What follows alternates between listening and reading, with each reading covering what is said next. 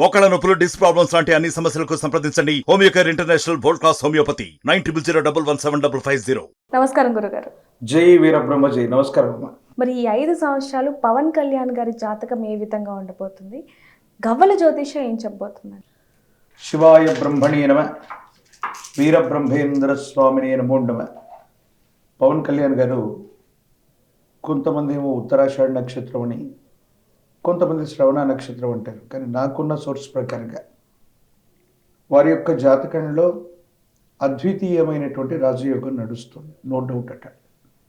కానీ రాబోయేటువంటి ఈ 5 సంవత్సరాల కాలంలో వారి యొక్క రాజకీయ భవిష్యత్ ఏ విధంగా ఉందని ప్రశ్నాశాస్త్రాన్ని కూడా క్రోడీకరించుకొని మనం తెలుసుకునే ప్రయత్నం చేద్దాం. ఓం హ్రీం క్లీం శ్రీం శివాయ బ్రహ్మణే నమ, వీరబ్రహ్మేంద్ర స్వామినే నమో నమ. జై వీరబ్రహ్మ జై, గోవిందమాంబ జై. వచ్చినటువంటి ఫలితం 5. దీన్ని ఎలా చెప్పాలంటే, మనం చెప్పుకున్నాం గత వీడియోలో, 5 అన్నటువంటిది భవిష్యత్తుకి, వారసత్వానికి సంబంధించినటువంటి అంశం. అవునండి. పవన్ కళ్యాణ్ గారి యొక్క నేతృత్వంలో ఉన్నటువంటి జనసేన కూటమిలో భాగస్వామ్యం అయ్యింది. రాబోయేటువంటి 5 సంవత్సరాల్లో స్వతంత్రంగా పోటీ చేయటం కానీ, ఈ కూటమిలో వాటి నుండి బయటకు వచ్చేటువంటి ప్రయత్నం కానీ తప్పనిసరిగా చేసేటువంటి అవకాశం ఉంది. ఇదే 5 సంవత్సరాల యొక్క కాలంలో మంత్రి, అమాత్యుడు లేదా ముఖ్యమంత్రి లేదా ఉప ముఖ్యమంత్రి తత్సమానమైనటువంటి స్థితిగతిని పవన్ కళ్యాణ్ గారు అవ్వచ్చు, లేదా జనసేన పార్టీ అధిరోహించేటువంటి అవకాశాలు సుస్పష్టం. వారి యొక్క జన్మజాతకం అవ్వచ్చు, గోచారవశాత్తు ఉన్నటువంటి పరిస్థితులు అవ్వచ్చు. ఈ రెండే కాకుండా ప్రశ్నాశాస్త్రాన్ని అనుసరించి నేను చెప్తున్న ఫలితం తప్పనిసరిగా ఈ 5 సంవత్సరాల్లో ముఖ్యమంత్రి, తత్సమానమైన స్థానం లేదా ఉప ముఖ్యమంత్రి, అమాత్యుడు, ఈ స్థాయిలో జనసేనాని గారి యొక్క జాతకం ఉండబోతుంది. ప్రత్యేకించి ఆ పార్టీకి సంబంధించినటువంటి కొంతమంది వ్యక్తులు కూడా అధికారంలో భాగస్వామ్యం కూడా అయ్యేటువంటి అవకాశం ఉంది. అలాగే దీనితో పాటుగా ఈ 5 అన్నటువంటి ఈ బుధుడికి సంబంధించిన స్థితి వారికి సంబంధించినటువంటి భవిష్యత్తును నిర్దేశించుకోవడానికి కారణమవుతుంది. సమీపమైన భవిష్యత్తులో రాబోయేటువంటి 5 సంవత్సరాల తర్వాత సొంతంగా పార్టీని, ప్రభుత్వాన్ని ఏర్పాటు చేయడానికి అవసరమైనటువంటి ప్రణాళికల కోసం వారు సిద్ధం చేసుకునే అవకాశం. ఈ కారణంగా ఈ కూటమిలో ఖచ్చితంగా విభేదాలు వచ్చేటువంటి సంకేతాలు వెళతాయేమో. ఏదో కారణంగా జనసేనాని పవన్ కళ్యాణ్ గారు కూటమి తీసుకునేటువంటి కొన్ని నిర్ణయాలతో విభేదించేటువంటి పరిస్థితులు కూడా సమీపమైన భవిష్యత్తులో జరగబోతున్నాయి. ఏది ఏవైనా వారి యొక్క జాతకంలో రాజయోగం ఉంది. పవన్ కళ్యాణ్ గారి యొక్క జాతకం గురించి ఎంతోమంది జ్యోతిష్యులు ఇది పనికిరాని జాతకమని, అసెంబ్లీ గేటు దాకా వెళ్ళడని, అవునండి, గేటు కూడా తాకలేరని, ఇంకా ఒక జ్యోతిష్యుడైతే 1,00,000 ఓట్లతో ఓడిపోతారని, రకరకాలుగా దాన్ని ఏమంటారంటే విచక్షణ లేకుండా మాట్లాడినటువంటి వాళ్ళందరికీ కూడా మరొకసారి చెప్పబోతున్నాను. ఈ 5 సంవత్సరాల పర్యంతం వారి యొక్క జాతకంలో ఎటువంటి ప్రతిబంధకాలు ఉండకపోవచ్చు. వారి యొక్క వైభవం, ప్రభావం పెరిగేటువంటి అవకాశమే ఉంటుంది. వారి జాతకంలో యోగం లేకపోతే పిఠాపురంలో సుమారు ఇన్ని వేల మెజారిటీతో వారు ఎలా గెలవగలుగుతారు? వారి యొక్క జాతకంలో యోగం లేకపోతే వారి నేతృత్వంలో ఉన్నటువంటి జనసేన పార్టీ 21 స్థానాల్లో పోటీ చేస్తే 21 స్థానాన్ని గెలిచిన దాఖలాలు ఉన్నాయి. ఆంధ్రప్రదేశ్ రాష్ట్ర చరిత్రలో ఏ పార్టీ కూడా పోటీ చేసిన ప్రతి స్థానంలో గెలవటం అన్నటువంటిది ఇప్పటి వరకు జరగలేదనుకుంటా. ఇదే చరిత్రలో మొట్టమొదటిసారిగా నేను భావన చేస్తూ ఉన్నాను. కాబట్టి వారి జాతకం అద్భుతంగా ఉంది.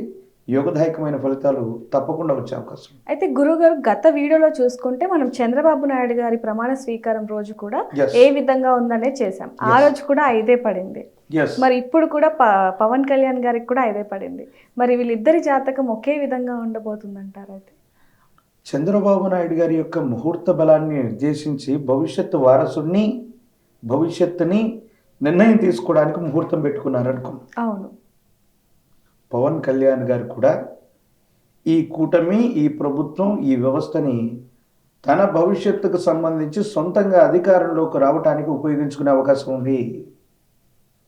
అంటే వాళ్ళుగా ఎస్టాబ్లిష్ అవ్వటం, సొంతంగా 175కు 175 స్థానాల్లో సమీపమైనటువంటి భవిష్యత్తులో జనసేన పోటీ చేసే అవకాశాలు రాబోతున్నాయి.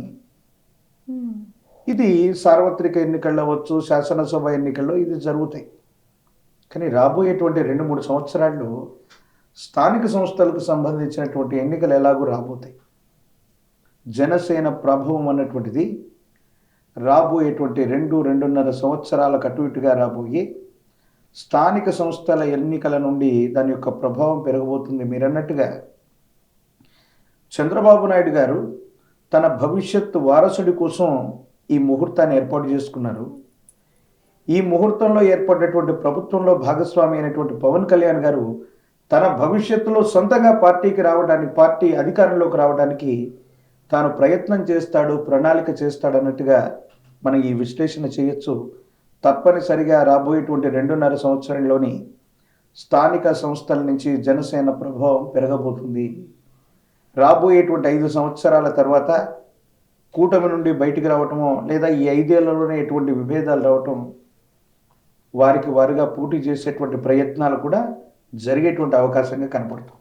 అయితే గురుగారు, మనం గత వీడియోలో కానివ్వండి, ఇప్పుడు కానివ్వండి, మీరు చెప్పడం జరుగుతుంది ఖచ్చితంగా కూటమి అనేది విడిపోతుందని. అంటే సొంతంగా వాళ్ళు ఎదుగుతారు, పార్టీలో ఇచ్చేసుకుంటారని మీరు చెప్పడం జరుగుతుంది. మరి అంతకుముందు చేసిన వీడియోలో కానివ్వండి, ఇప్పుడు కానివ్వండి, మీరు అవే చెప్పడం జరుగుతుంది. మరి వీటి మీద కూడా వేరే వాళ్ళు కామెంట్స్ పెడుతూ ఉంటారు, వాళ్ళకి మీరు చెప్పే సమాధానం ఏంటండి? 2 సంవత్సరాల క్రితం ఆంధ్రప్రదేశ్లో 3 పార్టీలు కలిసి కూటమి కడతాయన్న విషయాన్ని నేను చెప్పాను. అవును. 2024 మే 13వ తారీఖు ఎన్నికలు జరిగాయి.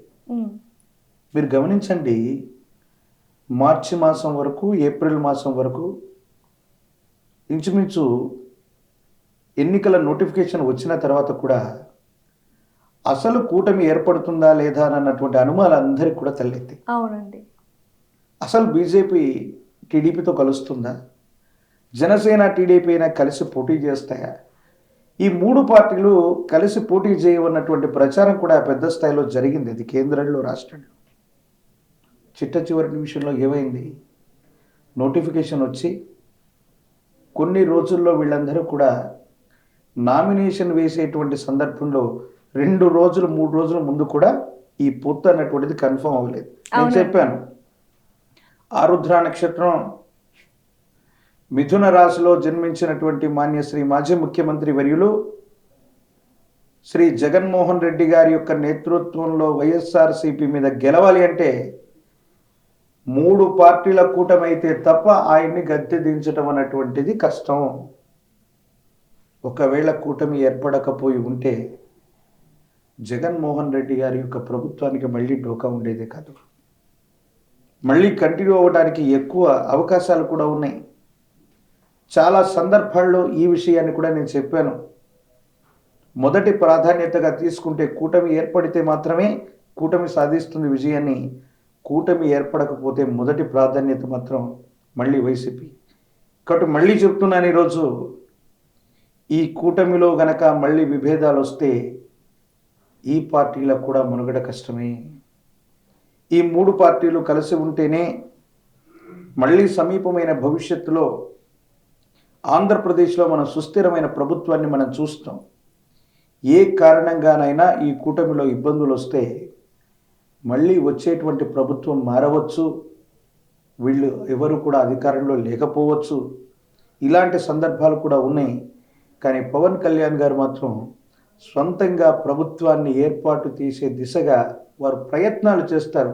వెంటనే విజయవంతం అవుతుందని నేను చెప్పను, కానీ వారు ఆ ప్రభుత్వాన్ని ఏర్పాటు చేసే దిశగా వారి యొక్క ప్రయత్నాలు ఖచ్చితంగా ఉండబోతున్నాయనటంలో నో డౌట్ అట.